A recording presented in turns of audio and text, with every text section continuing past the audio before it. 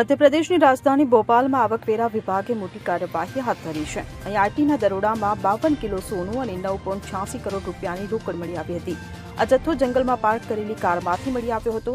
આટલી મોટી માત્રામાં સોનું અને રોકડ જોઈને ઇન્કમટેક્સ વિભાગના અધિકારીઓ પણ દંગ રહી ગયા હતા. હાલ આ સમગ્ર મામલાની તપાસ કરવામાં આવી રહી છે. મળતી માહિતી મુજબ ભોપાલ નજીક સ્થિત મેંદોરીના જંગલોમાં એક કાર પર આ દરોડો પાડવામાં આવ્યો હતો. આ દરમિયાન કારમાંથી મોટી માત્રામાં સોનું અને રોકડ મળી આવી હતી. ભ્રષ્ટાચાર અને ગેરકાયદેસર પ્રવૃત્તિઓને ડામવા માટે કડક કાર્યવાહી કરવામાં આવી રહી છે.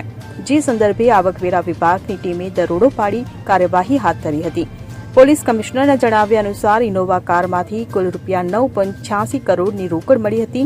દરોડા દરમિયાન આટલી મોટી માત્રામાં સોનું અને રોકડ જોઈને ઇન્કમટેક્સ વિભાગના અધિકારીઓ પણ આશ્ચર્યચકિત થઈ ગયા હતા.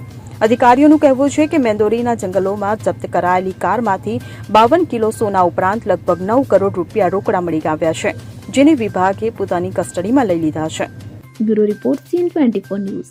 હવે જુઓ દેશ દુનિયાની તમામ ખબરો તમારી આંગળીના ટેરવે. ઉઠાવો મોબાઈલ અને Google Play Store પરથી ડાઉનલોડ કરો અમારી CN24 ન્યૂઝ મોબાઈલ એપ.